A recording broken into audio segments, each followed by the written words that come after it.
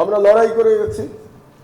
যখন মোহাচ্ছন্ন হয়ে আছে আপনাদের কাছে, শাহবাগে গণজাগরণ মঞ্চে সারা দেশ মোহাচ্ছন্ন করে আছে কিংবা করে রাখা হয়েছে মিডিয়া দিয়ে, 24 আওয়ার্স টেলিভিশনে দেখানো হচ্ছে সেখানকার কার্যক্রম। সেই অবস্থায় একমাত্র আমার দেশ বলেছে যে শাহবাগে ফ্যাসিবাদের পদধ্বনি। আজকে আপনারা সবাই বলেন ফ্যাসিবাদের কথা, সবাই বক্তৃতায় বলেন, সেদিন কিন্তু আমাদের পাশে কেউ আপনারা এসে দাঁড়ান নাই। সেই লাইনটা হলো, নজরুল মানেই তো একটি যুদ্ধ ঘোষণা। এটা আব্দুল হাই শিকদার লিখেছিলেন যে নজরুল মানেই তো একটি যুদ্ধ ঘোষণা। তো নজরুল কার বিরুদ্ধে যুদ্ধ করেছিলেন? তিনি ব্রিটিশ সাম্রাজ্যবাদের বিরুদ্ধে যুদ্ধ করেছিলেন, তিনি সমাজের অন্যায়ের বিরুদ্ধে যুদ্ধ করেছিলেন, তিনি কুপমণ্ডুকতার বিরুদ্ধে যুদ্ধ করেছিলেন।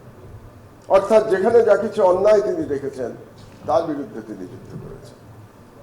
তো সেই যুদ্ধের স্বরূপটা আমি নজরুলের লেখা থেকেই পড়ে বুঝতে চাচ্ছি। তার একটি বিখ্যাত লেখা আছে, এই লেখাটি আমাকে অনুপ্রাণিত করে খুব। লেখাটি হলো রাজবন্দির জবানবন্দি। রাজবন্দির জবানবন্দি তিনি লিখেছিলেন জেলখানায় বসে, এবং তিনি এটা লিখেছিলেন 1923 সালে। প্রেসিডেন্সি জেলে তিনি তখন বন্দী ছিলেন, এবং কেন বন্দী ছিলেন তার কিছুটা আভাস দিয়ে গেছে আমার পূর্ববর্তী বক্তারা, যে তিনি ধূমকেতু পত্রিকায় তিনি ব্রিটিশ সাম্রাজ্যবাদের বিরুদ্ধে বিদ্রোহ ঘোষণা করেছিলেন। তিনি প্রথম স্বাধীনতার ডাক দিয়েছিলেন। তিনি বলেছিলেন যে স্বাধীনতা ছাড়া আমরা আর কিছু মানি না, স্বরাজ টরাজ আমরা মানি না। এবং তিনি একটি কবিতা লিখেছিলেন, কবিতাটির নাম সম্ভবত আনন্দময়ীর আগমনে। আমি যদি ভুল না বলে থাকি, আমি সাহিত্যের ছাত্র নই, কাজে ভুল বলতেই পারি। তো আনন্দময়ীর আগমনে এবং এই এডিটোরিয়ালটা লিখবার জন্য তার জেল হয়েছিল, রাষ্ট্রদ্রোহ মামলা হয়েছিল। তো সেই মামলায় তিনি লিখেছিলেন রাজবন্দির জবানবন্দি। এখান থেকে আমি দুটো জায়গা একটু আপনাদের পড়ে শোনাচ্ছি। সেটা হলো, একটি হলো আজ ভারত পরাধীন, তার অধিবাসী বৃন্দ দাস। এটা নির্জলা সত্য, কিন্তু দাসকে দাস বললে, অন্যায়কে অন্যায় বললে এ রাজত্বে তা হবে রাজদ্রোহ। এমন একটি বাংলাদেশ, এমন একটি ভারত ছিল। তো বাংলাদেশে কি তাই নয়? কারণ আমি যখন আমার বিরুদ্ধে একটু আগে আসিফ নজরুল সাহেবের সাথে আলোচনা করছিলাম, যে আমার বিরুদ্ধে যখন কন্টেম্পট অফ কোর্টের মামলা হলো, আমি আপিল বিভাগকে বলেছিলাম আমি ক্ষমা চাইব না, কারণ আমি যা বলেছি সত্য বলেছি। এবং আমার মামলা আমি নিজেই লড়ছিলাম, আমার কোনো লয়ার ছিল না। আমি যখন আমার দুটো কারণে আমার ডাক পড়েছিল, কন্টেম্পট হয়েছিল। একটা হলো, একটা নিউজ আইটেম ছাপা হয়েছিল আমার দেশ পত্রিকায়, সেটার হেডলাইন ছিল সরকার মানেই চেম্বার মানেই সরকার পক্ষে স্টে। তার মানে যখনই হাইকোর্ট থেকে কোনো রায় আসছিল বিরোধী দলের নেতা কর্মীদের ফেভারে, সেটা চেম্বার জজে গিয়ে এটা স্টে হয়ে যাচ্ছিল। এবং চেম্বার জজের তখন নাম ছিল, পরে চিফ জাস্টিস হয়েছিলেন, তার নাম ছিল মোজাম্মেল হোসেন। তো এটা আমি লিখেছিলাম। আর একটা আমি আর্টিকেল লিখেছিলাম যেটা ছিল স্বাধীন বিচারের নামে তামাশা। তো আমি যে বাংলাদেশের যে বিচার বিভাগ ধ্বংস হয়ে যাচ্ছে, এই প্রসঙ্গেই আমার লেখাটি ছিল। তো যাই হোক, আমি যখন বললাম যে আমি সত্য কথা লিখেছি, আমি প্রমাণ দিয়ে দেখালাম, তো আমাকে সব জাজেরা মিলে, আপিল বিভাগের সমস্ত জাজেরা মিলে জবাব দিলেন। তার মধ্যে চিফ জাস্টিস কদিন আগে মারা গেছেন, ফজলুল করিম সাহেব। তারা বললেন ট্রুথ ইজ নো ডিফেন্স। তারা বললেন আপনি সত্য কথা বলেছেন না মিথ্যা কথা বলেছেন এটা বিচার করতে আমরা বসি নাই, আমরা বিচার করতে বসেছি যে আপনি কন্টেম্পট করেছেন কিনা। তো তাহলে সেই নজরুল 1923 সালে যেটা লিখে গেছেন যে অন্যায়কে অন্যায় বললে এ রাজত্বে তা হবে রাজদ্রোহ, আজকে 101 বছর পরে বাংলাদেশেও তো তাই না? সত্য কথা লিখলে সেটা হবে কন্টেম্পট অফ কোর্ট। তাহলে পাল্টালো কোথায়? এই 1 শতাব্দী পার হয়ে গেল, পাল্টায় নাই তো, কিছু তো পাল্টায় নেই। তো নজরুলের লেখা সেই রাজবন্দির জবানবন্দির পরের অংশটা আমি একটু পড়ি। আমি পরম আত্মবিশ্বাসী, তাই যা অন্যায় বলে বুঝেছি তাকে অন্যায় বলেছি। অত্যাচারকে অত্যাচার বলেছি, মিথ্যাকে মিথ্যা বলেছি, কাহারও তোষামত করি নাই, প্রশংসার এবং প্রসাদের লোভে কাহারও পিছনে পো ধরি নাই। আমি শুধু রাজার অন্যায়ের বিরুদ্ধেই বিদ্রোহ করি নাই, সমাজের, জাতির, দেশের বিরুদ্ধে আমার সত্য তরবারির তীব্র আক্রমণ সমান বিদ্রোহ ঘোষণা করেছে। তা আমরা তো আমার দেশে তাই করতে চেয়েছিলাম। আমার দেশে তো আমরা বিদ্রোহই করতে চেয়েছিলাম, হাসিনার ফ্যাসিবাদের বিরুদ্ধে বিদ্রোহ করেছিলাম। বাংলাদেশে যে ইসলামোফোবিক ন্যারেটিভ চলছে মিডিয়া এবং সাংস্কৃতিক জগতে, তার বিরুদ্ধে বিদ্রোহ করেছিলাম। আমরা তো একটা অল্টারনেটিভ ন্যারেটিভ তৈরির চেষ্টা করেছিলাম। একটু আগে ডক্টর জাহেদ বলছিলেন যে আমাদের এখানে অল্টারনেটিভ ন্যারেটিভের মিডিয়া দাঁড়াতে ব্যর্থ হয়েছে। দাঁড়াতে কি ব্যর্থ হয়েছে নাকি দাঁড়াতে ব্যর্থ করে দেওয়া হয়েছে?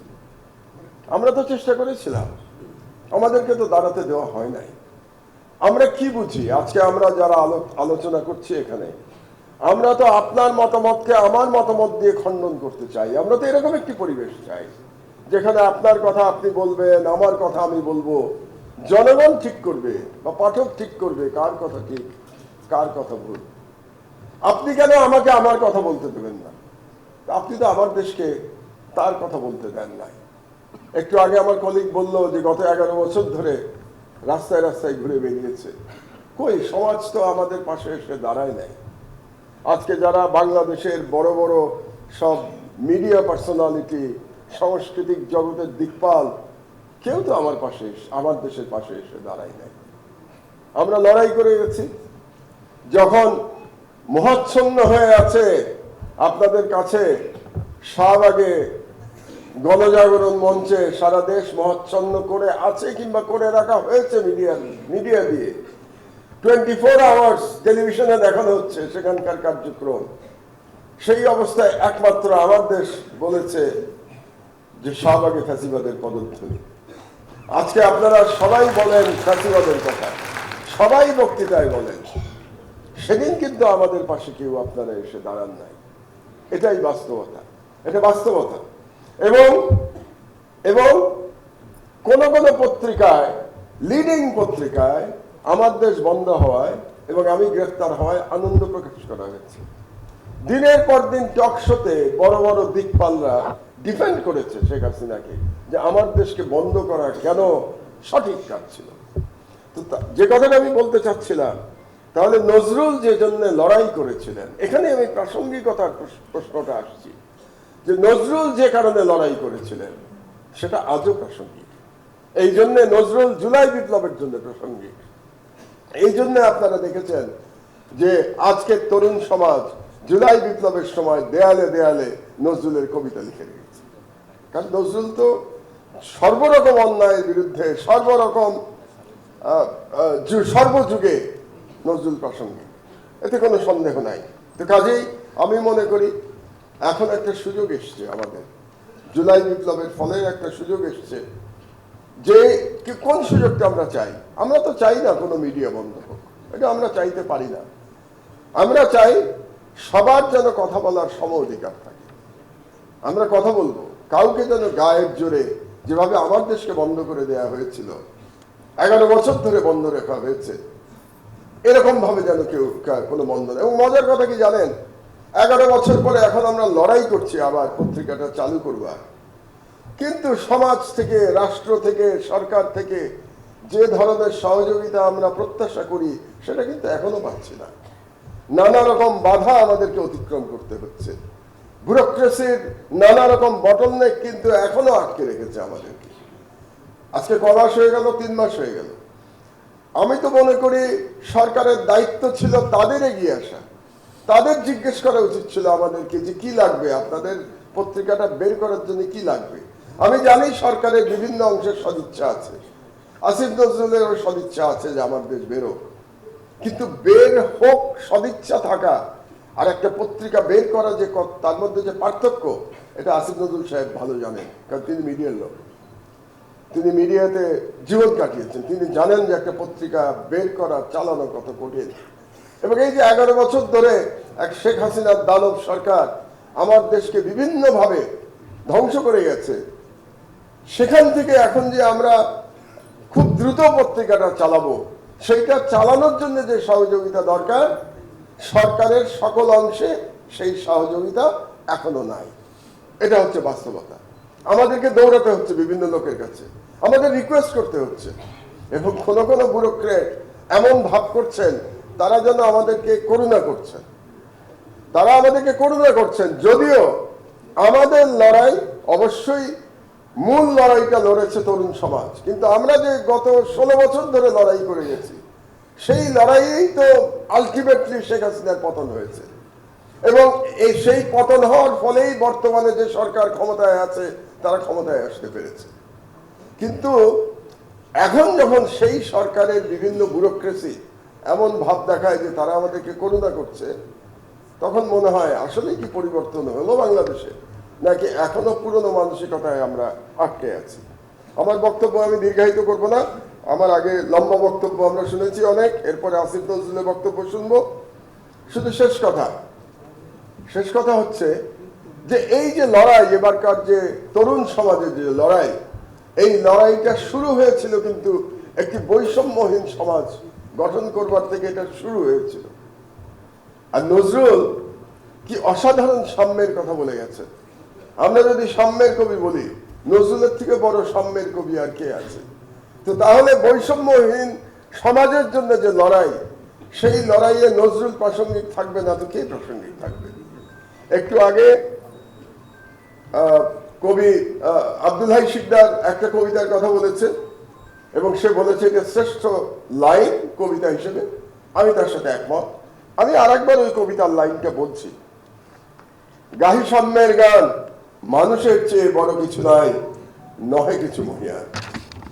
অথচ আমরা গত সরকারকে দেখেছি এই মানুষকে কত জুলুম করতে। এই যে আমরা বললাম যে মানুষের থেকে বড় কিছু নাই, নহে কিছু মহিয়ান, আমরা বলছি না, নজরুল বলে গেছেন। সেই মহিয়ান মানুষকে কত ভাবে নিপীড়ন করেছে দানব শেখ হাসিনার ফ্যাসিস্ট সরকার, কত ভাবে মানুষকে জুলুম